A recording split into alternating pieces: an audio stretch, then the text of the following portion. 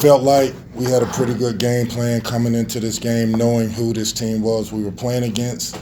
Knew that they were traditionally, the DNA is the three-point shot, but the more important piece was the driving of the basketball and the offensive rebounding. Disappointed, frustrated that we worked on this for a few days and got in the game and did not execute. And it falls on me, the staff, the players, all of us. Nobody's without blame, and we all are talking about how we hold each other accountable more than we already do. No slight to their team, but they came in here and they beat us in every category, pretty much. Questions?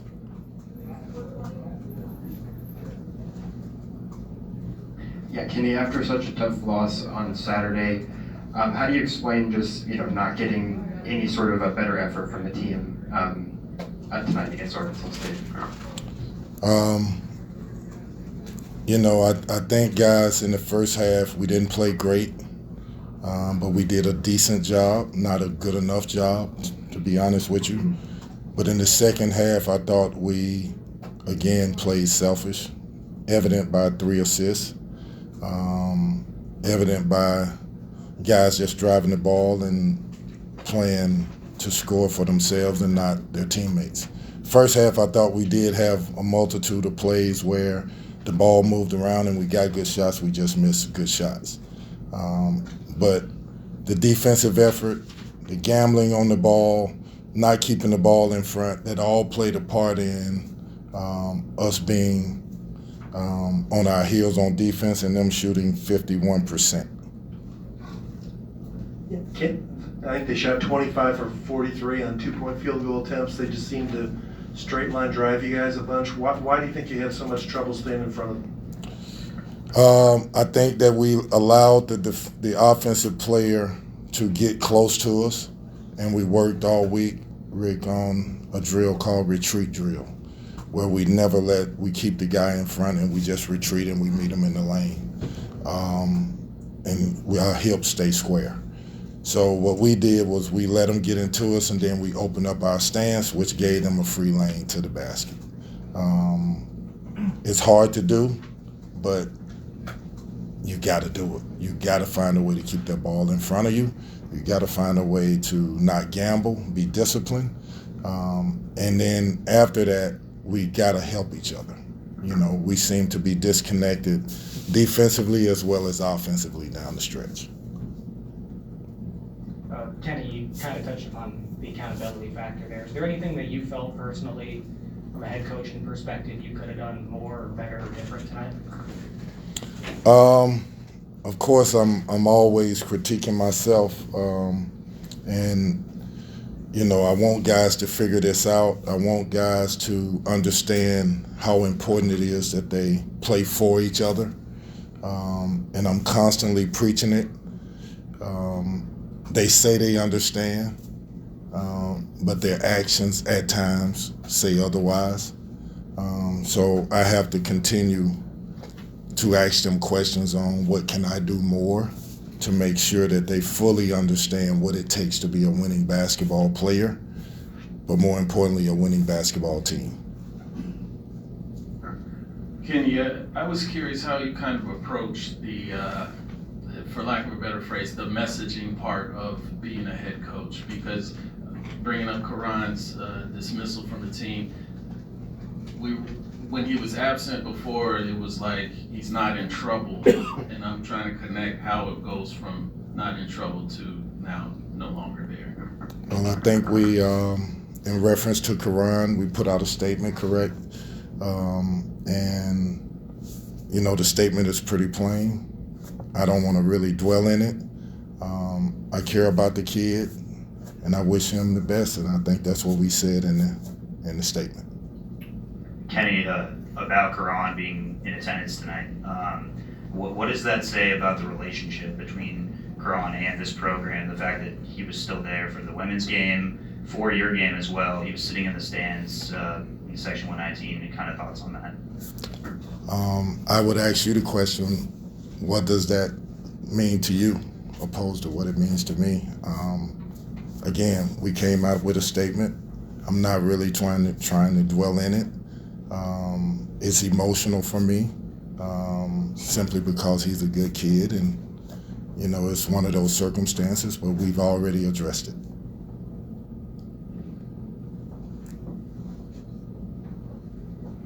Last one on this for me anyway. There were two statements.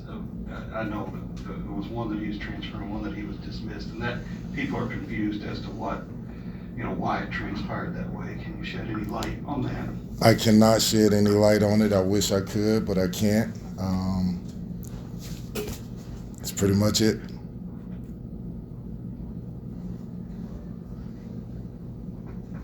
As far as the team itself and where they are as a team, and even you and your staff, it's just, the negativity just starts to kind of pile in on you. How do you deal with that with them? I think it affected them in this game maybe too, once they got behind. What do you do? Because it snowballs, it feels like. For me, I try to constantly talk to them about what's important. And I use it as teaching moments.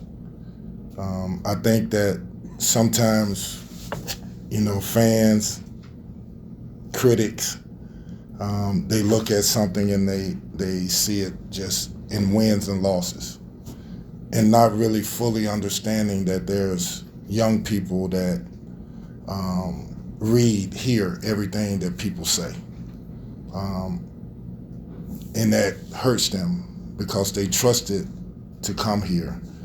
They trusted, and this is a part of the journey to be a great player, the journey to be, to conquer yourself is to be able to handle clutter, to handle chaos, to handle critics, and then still be true to who you say you are and what you want and your goals and aspirations. I think that they are learning that. I think that they want to win. I think that they work hard, but something has to happen within them to where they are able to show it. And I'm constantly talking about we have to earn respect, that it's not going to be given to us. And that's respect from the littlest things to the referees, to the opposing team, to our fans, to the opposing teams, everybody. I want us to earn respect. So that's the best answer I can give you. Do you have any concerns? Do you think at all about your future here as losses mount? Is that something that is, I wouldn't say distraction, is something that is on your mind at all? No, not really. If I lived my life not be true to myself, I probably would, but I live my life in faith.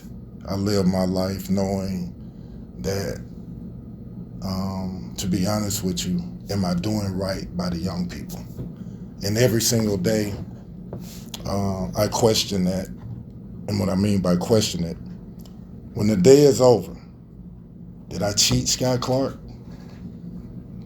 9 out of 10 days, no. Did I cheat Trey White? No. Did I cheat Brandon? No. I live my life that way, not worrying about the outside. Hopefully that answers the question. Anything else for Coach? Just about Brandon's game tonight. 11, he's one guy that continues to look like he's moving forward, just on his play. I thought Brandon was very good in the first half. I thought there was a little bit of a lull in the second. At the end of the first half, I'm saying to him, you should finish this game with 30 and 25. Dominate the game. Will us to a win. That requires great energy, great effort, great concentration, and great focus. So I'm proud of the way he played, but it doesn't do him justice because we lost.